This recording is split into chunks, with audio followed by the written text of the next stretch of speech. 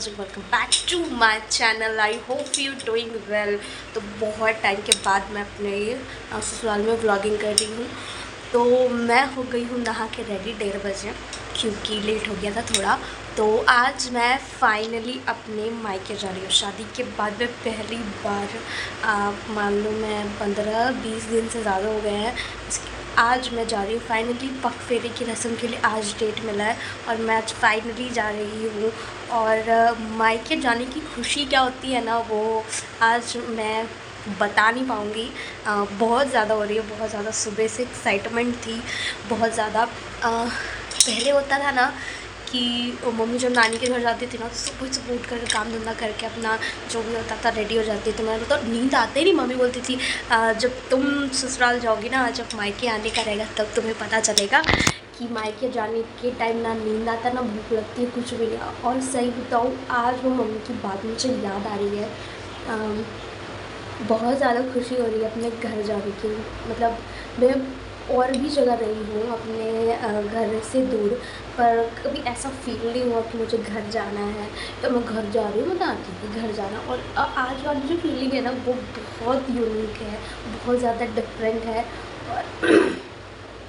और मैं जा रही हूँ फाइनली पग फेरे की रस्म के लिए घर।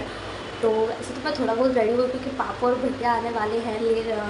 वो जो थोड़ी बहुत जो होते हैं रिचुअल्स विदाई के टाइम के, वो तो पापा और भैया आने वाले हैं। अभी फ़िलहाल टाइम है और मैं हो गई हूँ नाश्ता वास्ता करके रेडी। नीचे खाना वगैरह जो बनना था वो बन गया है। पहले अपनी पैकिंग कर ली, सब कुछ रात में कर ली मैंने कि भाई कर लो, कुछ छूट ना जाए, क्योंकि कल पूजा है घर में, इसलिए। तो मैं ऑलमोस्ट हो गई हूँ रेडी और बहुत ज़्यादा खुश हूँ मैं अपने घर जाने के लिए। और थोड़ी इमोशनल भी, ऐसा दिन भी आया कि मैं अपने घर जाने, क्या पूछ, छोड़ो। तो फाइनली हो गई हूँ मैं रेडी।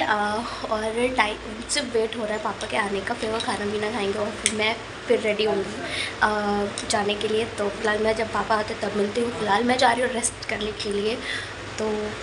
तो यहाँ पर मैं कर रही हूँ जाने की तैयारी। तो यहाँ पर मैं लगा रही हूँ नेल पेंट, क्योंकि नाखून ऐसे ही खाली थे, इसलिए मैंने नेल पेंट वगैरह लगाना मतलब स्टार्ट कर दिया, क्योंकि टाइम लेता है सूखने में। उसके बाद कुछ देर के बाद ही पापा और भैया आ गए थे। तो यहाँ पे उनकी मेहमान नवाज़ी चल रही है। तो मेरे घर के रिचुअल्स ऐसे हैं कि जो कन्यादान करते हैं वो जब तभी उस मतलब बेटी के घर आते हैं, जब तक उस ससुराल वाले उसे बहुत ही मेहमान नवाज़ी से बुलाते हैं और मेहमान नवाज़ी की जाती है। तो यहाँ पर खाना पीना हो जाने के बाद पापा मेरे रूम में कर रहे हैं रेस्ट, और यहाँ पर मैं अपने जेठानी के रूम में हो रही हूँ रेडी। और ज़्यादा कुछ नहीं था, मिनिमम सा मेकअप मैंने पहले से कर रखा था, बस उसमें मैंने फेस पाउडर वगैरह लगाए, लिपस्टिक वगैरह लगा ली, और हेयर स्टाइल और साड़ी मैंने चेंज की, क्योंकि नई साड़ी पहन के जाई जाती है। फाइनली मैं हो गई हूँ रेडी। और पापा लोग भी खाना पीना खा के रेस्ट वगैरह करके अब मैं चलूँगी नीचे भी कुछ रस्म होंगे, हो सकेंगे तो वीडियो ज़रूर बनाऊँगी। फ़िलहाल मैं हो गई हूँ, मैं ज़्यादा कुछ नहीं कर पाई, उसी पे बस मैंने टचअप कर लिया। और ये साड़ी मिली ही है मुझे ये ससुराल से विदाई के लिए। तो ऑलमोस्ट मैं रेडी हो गई हूँ। अच्छी तो नहीं लग रही, बट चलो ठीक, कोई बात नहीं। और मैं फटाफट नीचे जाती हूँ और नीचे के जो रिचुअल्स होते हैं ज़रूर मैं आपके साथ शेयर करूँगी।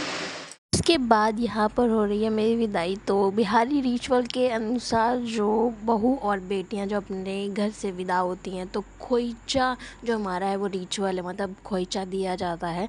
तो मैं अपने घर से लेकर के आई थी, तो यहाँ से मेरी विदाई हो रही है अपने घर जाने की। तो यहाँ से भी ये खोइचा देने का जो हमारे बिहारी रिचुअल में बहुत ही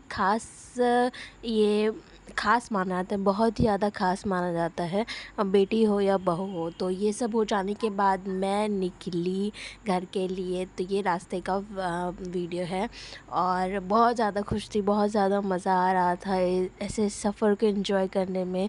और जब मैं इस गाड़ी से जा रही थी तो मुझे ऐसा फ़ील हो रहा था जैसे कि मैं कॉलेज से लौट रही हूँ अपने घर वापस, पर ऐसा कुछ नहीं था। मैं तो अपने ससुराल से मायके जा रही थी। तो बहुत यूनिक सा फीलिंग थी, बहुत ज़्यादा यूनिक सी फीलिंग, और ये मैं कैप्चर कर रही थी। और फाइनली मैं घर पहुंची और बहुत ही धमाकेदार से हमारा वेलकम हुआ। उस पे मैं वॉइस ओवर नहीं करूँगी, आप एंजॉय करो और आप बताना कमेंट में कि कैसा हो। यहाँ पे घर के सामने मेरी गाड़ी रुकी और उसके बाद हुआ मेरा और उनका ग्रैंड वेलकम। दामाद जी अंगना में पधारे, दामाद जी सब टुक टुक निहारे, दामाद जी लागे सबको प्यारे हो। तो यहाँ पर भी एक रस्म को फॉलो किया जाता है, जैसे कि हमारे घर में होता है कि जो पगफेरे के रस्म के लिए जो लड़की आती है ससुराल से अपने मायके, तो यहाँ पर पान के पत्ते को ऐसे बिछाया जाता है, भाई बिछाता है और जो उनका हस्बैंड होता है वो ऐसे उठाता है। 5 बार ये होता है। ये आपने कहीं नहीं देखा होगा, पर ये मेरे घर का खास रिचुअल है जो मैंने आपके साथ शेयर किया। उसके बाद हमने जा कर के पूजा रूम में अपना प्रणाम वगैरह किया और फिर हमारा हुआ ग्रैंड वेलकम, केक वगैरह सब कुछ आया था, तो आप देख लो आगे। तुम पर दामाद जी ससुरे को नाज जी, सास बोले दूल्हों के तुम हो सरताज जी, दामाद जी कंगना में पधारे, दामाद जी लागे सबको प्यारे हो। कभी सोचता हूँ जिंदगी भी क्या मजाक है, जाने कैसा इत्तेफाक है, उलझे मेरे दिन रात है, उलझे मेरे दिन रात है। और फिर होती है दामाद की खातिरदारी। पगफेरे की रस्म में जब दामाद पहली बार अपने ससुराल आता है शादी के बाद, तो उसकी जो सास है वो खीर बना के खिलाती है। तो यहाँ पर उनको खीर दिया गया, पर उनको खीर ज़्यादा कुछ पसंद नहीं है, इसलिए उसके बाद हम गए छोटी दादी के घर, क्योंकि वहाँ भी हमारे फैमिली मेम्बर हैं, तो उनसे मिलने के लिए, क्योंकि शादी के बाद फर्स्ट टाइम मैं आ रही थी और उनको भी सबसे इंट्रोडक्शन करवाना था। तो हम थोड़ी देर बैठे, चाय व नाश्ता वगैरह किया। उसके बाद मैं वापस घर आकर के अपने जो ढोर है डेकोरेशन को मैं बिल्कुल भी बेकार नहीं करना चाहती थी, तो बहुत ज़्यादा अच्छा लगा। तो यहीं तक रहा मेरा व्लॉग, यहाँ का व्लॉग। तो अभी का व्लॉग फ़िलहाल यहीं तक। मैं बहुत ज़्यादा थक गई हूँ, मैं चली खा पी के सोने के लिए।